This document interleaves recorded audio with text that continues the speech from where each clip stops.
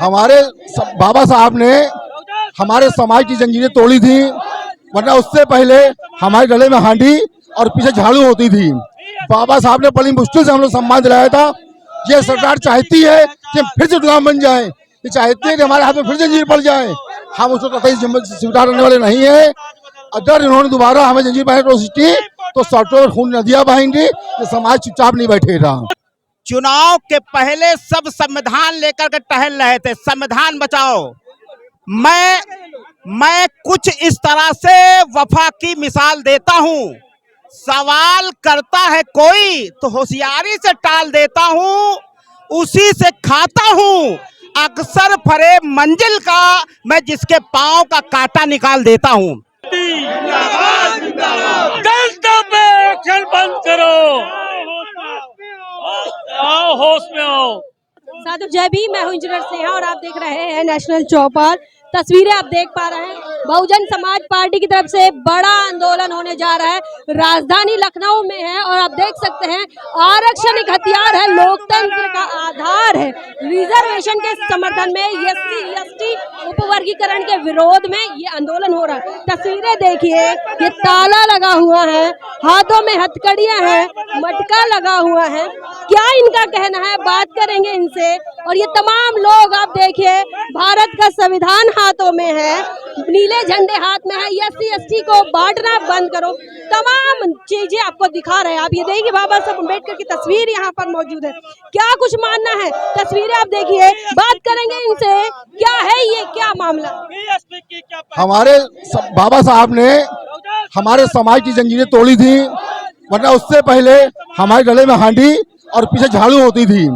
बाबा साहब ने बड़ी मुश्किल से हम लोग सम्मान दिलाया था। ये सरकार चाहती है कि हम फिर से गुलाम बन जाएं, ये चाहती है कि हमारे हाथ में फिर जंजीर पड़ जाए। हम उसको कतई स्वीकार करने वाले नहीं है।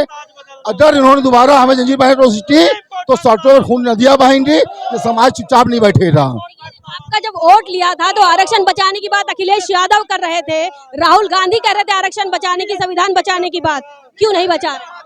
ऐसा सब जो है बीजेपी, समाजवादी पार्टी, कांग्रेस सब बेटीधारी चट्टे बट्टे हैं।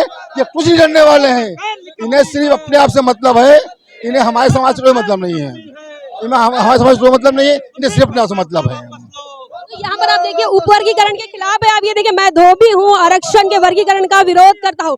शेड्यूल कास्ट की एक जाति है और ऐसी कई अनेकों जातियां हैं जो लगातार इस बात का विरोध कर रही हैं, वर्गीकरण की बात कर रही हैं। तो अभी लोगों से बातचीत करेंगे। नारे लगाए जा रहे हैं यहाँ सरकार के खिलाफ, सुप्रीम कोर्ट के खिलाफ। लोगों का गुस्सा फूटते जा रहा है, लगातार लोगों की संख्या बढ़ती जा रही है। आप देख सकते हैं ये हजरतगंज चौराहा, जहां पर बाबा साहब अम्बेडकर की कांस्य मूर्ति है, जिसे बहुजन समाज पार्टी के शासन काल में लगाई गई थी। और वहां पर आज बहुजन समाज पार्टी का ये जमावड़ा है। ये देखिए तस्वीर लेकर। जिंदाबाद जिंदाबाद, राज तुम्हारा बेईमानों का नहीं चलेगा, नहीं चलेगा। हमारे आज चल कोटे का, हमारे भाई बहनों और हमारे जो विद्यार्थी है उनका कोटा वापस दिया जाए। कहाँ से आए हैं? जी मैं कानपुर से आया हूँ। कानपुर से यहाँ आए, थाना किदवई नगर से। क्या कहना चाहते हैं? बीएसपी का झंडा आपके हाथों में है, ठीक है, बाबा साहब की तस्वीर है, आपने टी शर्ट भी बाबा साहब और बुद्ध वाली पहनी है, क्या बताएंगे? जी ये हम चाहते हैं हमारे समाज का जो शोषण होता है, कम से कम कहीं बलात्कार, कहीं हरदोई में बलात्कार, ये सब निरपराध घोषित कर दिए जाते हैं। हम लोग की बात नहीं सुनी जाती है। आज हमारी आवाज सुनने के लिए चंद्रशेखर आजाद, रावण, भीम आर्मी पार्टी जिंदाबाद जिंदाबाद जिंदाबाद। झंडा बहन जी वाला है तो क्या हुआ, सब लोग एक ही छत के नीचे हैं, सब लोग एक छत के नीचे हैं। हम लोग चाहे कोई भी पार्टी हो, लेकिन हम लोग बहुजन समाज के आदी हैं और अम्बेडकर वादी हैं। हमें एक होना पड़ेगा, चाहे एसपी हो या बीएसपी, ये एक सिक्के के दो पहलू, हमें एक रहना पड़ेगा, तभी हमारी जड़ मजबूत बनेगी। और जब जड़ मजबूत बनेगी तभी हमारा पेड़ हरा भरा रहेगा। एएसपी ने कहा था कि वो 21 तारीख को नहीं करेंगे, 11 तारीख को करेंगे, 11 सितंबर को। सब चुनाव की स्थिति को देखते हुए, जैसा भी इलेक्शन चेंज हुआ है उसको दृष्टिगत रखते हुए ये फैसला लिया गया है। लेकिन इरादे सबके एक ही है। हमारी मंजिल क्या है, वही है कि हमारी जो शोषण हो रहा है, दलित शोषण, वो खत्म होना चाहिए। ये जो मनुवादी नीति है, ये इसके जड़ को खत्म करना चाहिए। देखिए, सबसे ज्यादा बहुजन समाज के लोगों ने सपा को वोट दिया है, और ये आंकड़ा कहता है कि सपा और भाजपा को दलितों ने वोट दिया है। आज उनका रिजर्वेशन खत्म हो रहा है, कोई बोल नहीं रहा है क्या? सपा भी इसका सपोर्ट कर रही है, बस सपा के लोग दिखाई नहीं दे रहे, इसका मतलब परोक्ष रूप से सपोर्ट कर रही है। बीएसपी हमारी पार्टी है। कपिल सिब्बल उनके नेता हैं, राज्यसभा के सांसद है, जिन्होंने आरक्षण के खिलाफ सुप्रीम कोर्ट में बात रखी। सबका देखिए अलग अलग नीतियां हो सकती है, लेकिन सुप्रीम कोर्ट का हम खुला विरोध करते हैं, क्योंकि सुप्रीम कोर्ट में हमारे प्रतिनिधि नहीं है। सुप्रीम कोर्ट में खुद आरक्षण व्यवस्था लागू है। सुप्रीम कोर्ट यदि किसी को स्टार्ट करना ही है ये व्यवस्था, पहले अपने से स्टार्ट करे, पहले सभी वर्गों में स्टार्ट करे। सुप्रीम कोर्ट ने तो आरक्षण की व्यवस्था अपने स्तर पर नहीं देखते। उनके दादा भी जज, उनके पिता भी जज, उनके पोते भी जज, ये कहाँ का न्याय है? और सुप्रीम कोर्ट में हमारा तो प्रतिनिधि नहीं है। यदि हमारा प्रतिनिधि होता तो हमारी बात को समझता।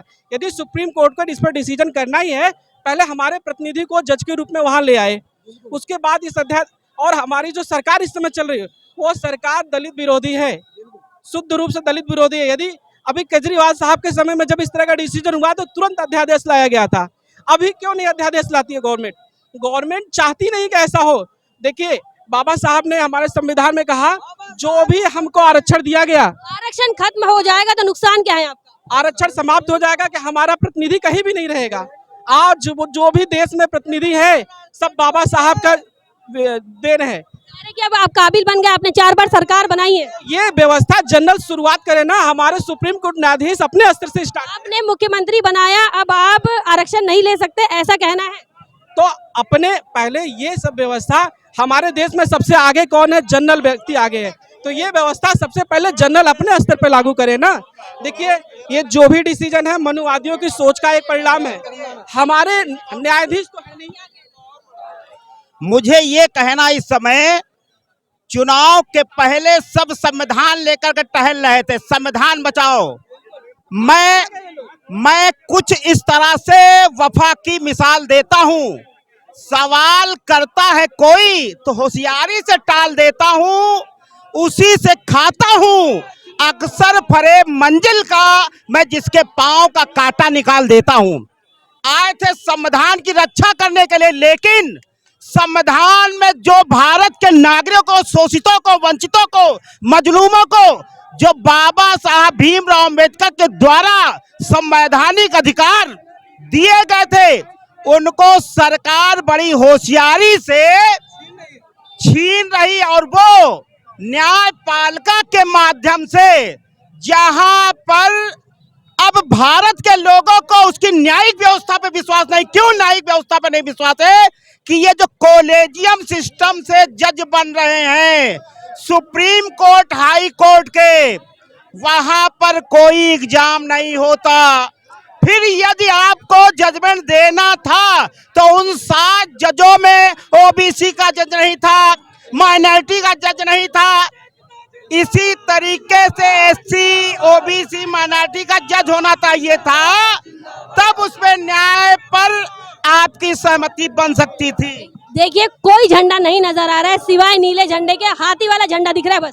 देखिए, अब हाथी वाले लोगों ने ही, मुझे लगता, गुमराह होकर के संविधान बचाने के लिए ये काम लोकसभा के चुनाव में किया था। लेकिन अब बहुजन समाज के वोटरों की आंखें खुल गई हैं, वो पुनः घर वापसी कर चुका है। अब मुझे युवराज या कोई पूर्व मुख्यमंत्री की बातों पर भरोसा नहीं। अब कोई अगर बचा सकता है आरक्षण और शोषितों, मजलूमों को हक दिला सकता है, तो केवल बीएसपी ही है, जो मुखरता से आप इस समय इस लड़ाई को लड़ रही है। कि यहाँ पर आपको बता रहे हैं कि झंडे आप देखिए, ये सारे झंडे हैं, सिर्फ बहुजन समाज पार्टी के झंडे आप देख पा रहे हैं, और कोई झंडा यहाँ पर नजर नहीं आ रहा है। यह आंदोलन बहुत बड़ा आंदोलन है और मोदी और सुप्रीम कोर्ट के खिलाफ यह आक्रोश है।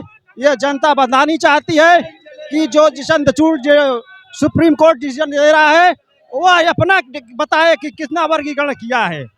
सुप्रीम कोर्ट, हाई कोर्ट ने पहले वर्गीकरण करो, उसके बाद केंद्र सरकार अपना वर्गीकरण करेंगे, उसके बाद जाति जनगणना हो, उसके बाद वर्गीकरण करो। हम इसका स्वागत करते हैं। अरे एक पीढ़ी मास्टर बन गई, एक पीढ़ी डॉक्टर बन गई, अब नहीं बनी। अरे चंद्रचूड़ साहब के जज पिताजी भी जज थे, वो कैसे जज हो गए? कौन सा एग्जाम दिए थे? किस एग्जाम के चलते? सुप्रीम कोर्ट के जज चंद्रचूड़ के पिताजी जज थे, वो जज हो गए भाई।